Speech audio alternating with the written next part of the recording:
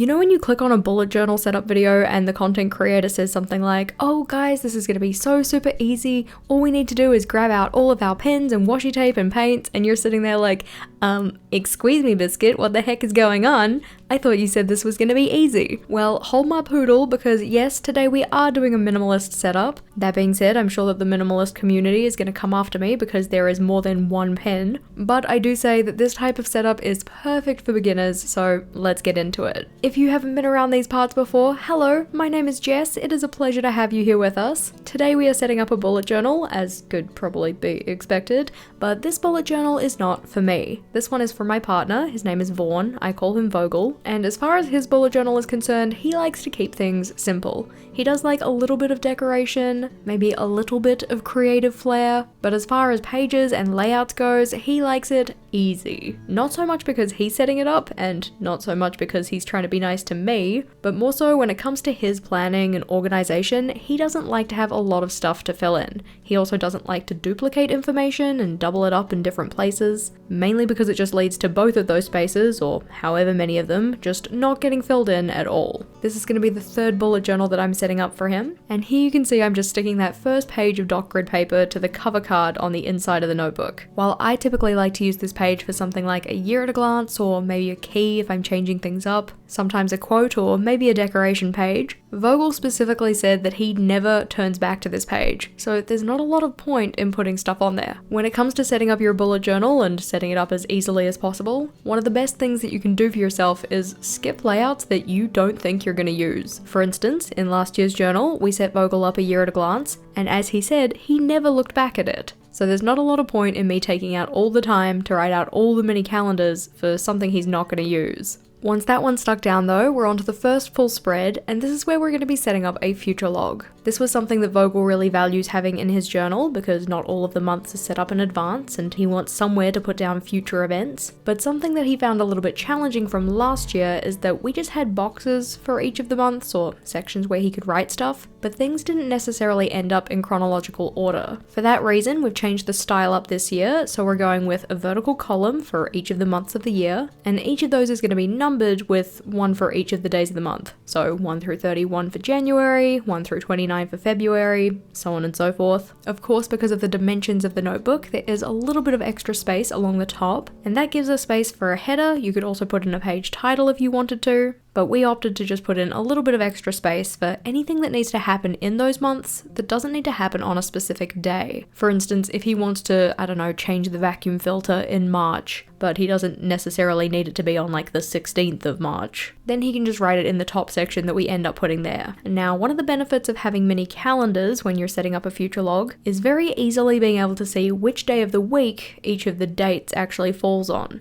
In the style we're doing here, you could put initials for each of the days of the week, but that starts to encroach on the amount of writing space that you have for each of those different days. And as soon as you need to record multiple things on one day, or if your handwriting is a little bit wider, you're going to need all the space you can get. For that reason, rather than putting the initials in, I just opted to highlight the weekends. So any of the dates that fall on a Saturday or a Sunday just get highlighted in a pale blue. It's okay, minimalistic bullet journalers, you do not have to highlight the dates if you don't want to. But blue is Vogel's favorite color, so I thought I'd bring it into his start of journal setup. Now, as I said, I do think that this setup is easy, and I do think that you can do something like it, but I also know that people get a little bit apprehensive at freehanding lines. That is completely fair. I was exactly the same, and in fact, I still kind of am in some cases. But what I find really helps is making sure that you're not trying to turn your wrist when you're doing the lines of color. Instead, you hold your pen so that it's comfortable, so that you can make good contact with the page, and then you lock your wrist in place and drag your arm towards yourself. This not only will make you probably go a little bit slower, which means you'll have a little bit better control, but also it stops your pen from moving around quite as much. If you try twisting your wrist, you're probably going to end up with more of a curved line, whereas if you drag your entire locked arm towards yourself, it will end up being straighter. Of course, the other way to get better at this is intentional practice, which I know is one of the most unsatisfying answers, but my line work has gotten way better over time. Another thing that I like to use to help myself out is only going in with lighter colors when I'm doing these lines, or at least I opt for those over brighter or darker colors, just because it's a little bit easier to not notice if a pale line goes a little wonky compared to something that's really punchy and bright and in your face. If you're still not convinced though, another way that you can indicate which days are the weekend are just by circling the number. You could do this in your regular black writing pen, or you could opt to use a color so they stand out a little more, but it still gives you that visual cue to show you where each week starts. As you can see, the future log we've put in goes across 2 spreads, so 6 months on the first one and then 6 months on the second. Typically speaking, when I put in a future log, I don't often put in the first month that the journal is going to house, mainly because once I actually start using the journal, I'll already be working in that month, so I won't need to have events and date specific things in the future log for that, because the monthly I'll be using will already be set up. Vogel preferred for it to start on January though, so we put January in, and you can see to indicate which column is for which month, we've just done a little circle of color using that same colored pen, and then the initial using a fine liner. All of the equipment I've used is in the description box below if you were curious about any items in particular, but now as this one's set up, we can flip on over onto our next layout, which also has a section for each of the months of the year, but the function of this one is a little bit different. Now in terms of my intention for setting up this page, I was thinking that Vogel could use this as a memory keeping space. Oftentimes when we come towards the end of the year, it can be a little bit hard to remember everything that happened at the start, in particular all of the good things that happened. I don't know about you, but I certainly have a bit of a negative bias, and I find that negative things or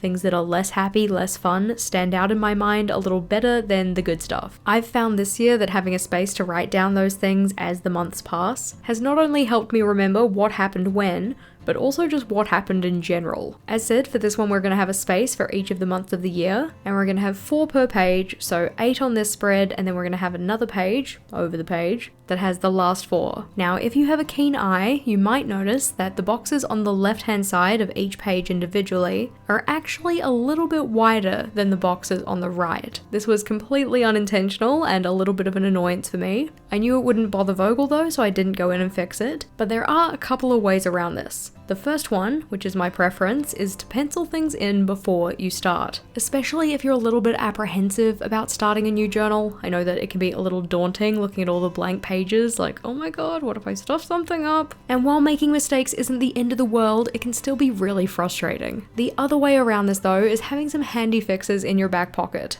Knowing that we have the strategies to fix our mistakes if they come up can oftentimes lessen our anxiety when it comes to starting a new journal, even if only a little bit, and it also means that if stuff-ups like this happen, you can fix them. We do have a separate video which has like 24 different ways that you can fix bullet journal mistakes. That one's worth checking out if you haven't already. But you'll see here that I'm also putting numbers on each of the boxes, just to avoid any potential confusion as to which initial goes with which month. January and February are probably safe, but when it comes to March versus May, because of the way we actually laid out the page, I just wanted to safeguard Vogel from putting information in the wrong place, though he has already told me that there is still a high likelihood that it ends up in the wrong box. On a layout like this, you actually don't even need to rule the boxes or draw them in at all. You could just leave it so that the circles indicate where to start your notes, but knowing that Vogel prefers things to be enclosed, I put them in.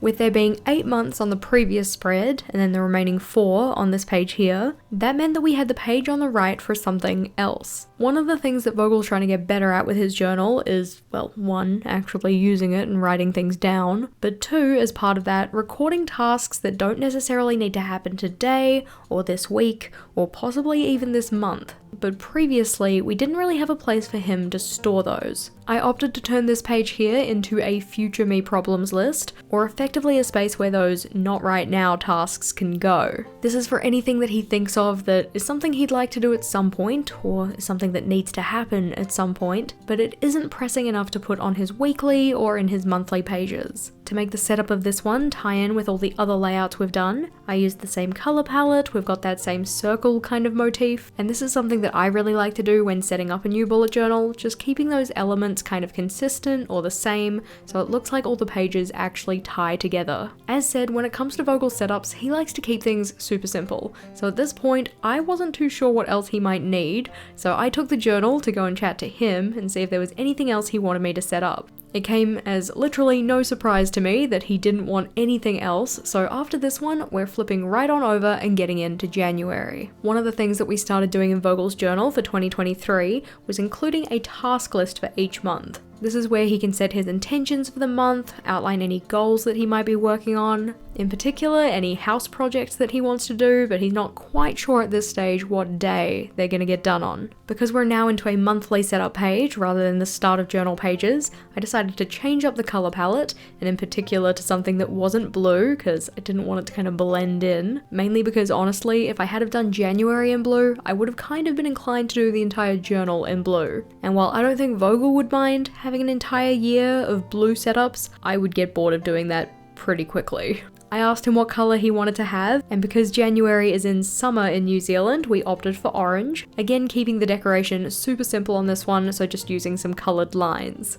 On the right hand side, this is where I'm putting a cover page for the month. This one is more so for fun rather than for function, but I do personally like how a cover page kind of introduces the month or caps it off, or kind of marks as a separation point between one month and the next. For this one, I continued the orange lines at both the top and the bottom of the page, just so that it tied in nicely with the task list on the left, and then I opted to do the header on the left hand page before continuing. Now, I do think that this color palette and the kind of decoration we've done so far would work really nicely with some kind of like 70s retro font style, but I was not about to do that for myself. I wanted to keep it super simple. I did consider doing it, but I find that a lot of the time with those kind of lettering styles, the one that I'm thinking about in particular that has like multiple lines for each of the different strokes of the letters, you need to get the distance between those lines to be very even and consistent for it to look as good as it could. Instead, I decided to go with a simple all caps font, but I wanted these letters to be kind of thick. Now, one of the ways you can do thicker lettering is what I've done, which is effectively thickening every single stroke, just using your regular writing pen,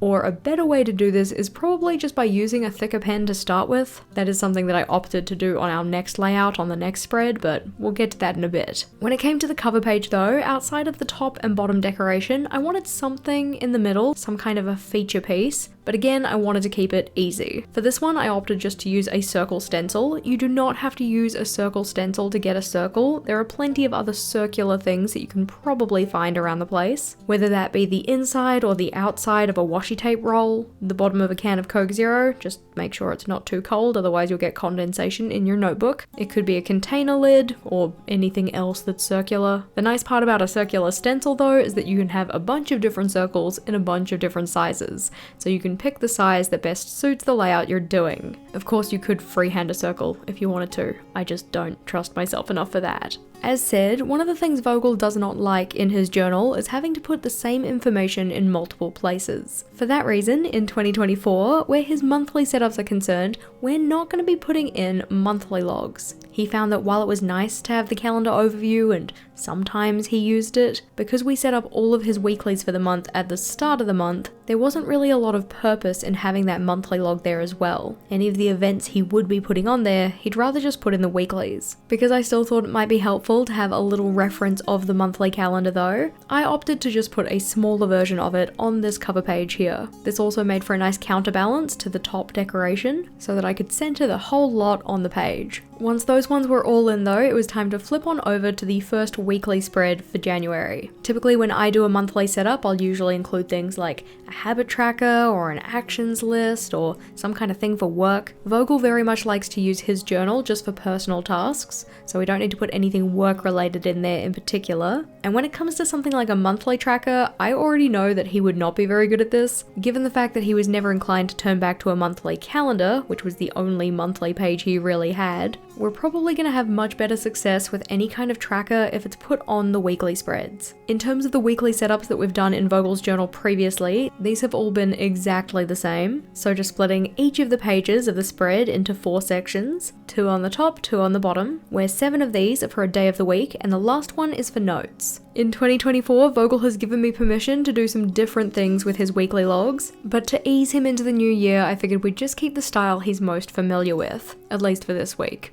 In subsequent weeks, I'm gonna change things up. To make the setup even faster and easier for myself though, rather than drawing outlines around the outside of all of the boxes, like I'd typically have done, I was initially just not gonna have any dividing lines in it at all. I did end up having to put some dividing lines in though, because as said, Vogel likes things to be encased. But you can see I've maintained the theme for the January pages by having each of the date covers with that little gradient of those 3 different colored pens. This is just a quick and easy way to elevate those day initials. It really didn't take all that much effort, but I think it looks really visually effective. At this stage, I thought the layout was done, so I took it to Vogel to have a final inspection, but of course he said he wanted dividing lines, so we had to put those in. It didn't really add all that much to the time taken, and if it's going to make him more likely to use his layouts, then that's certainly a good thing.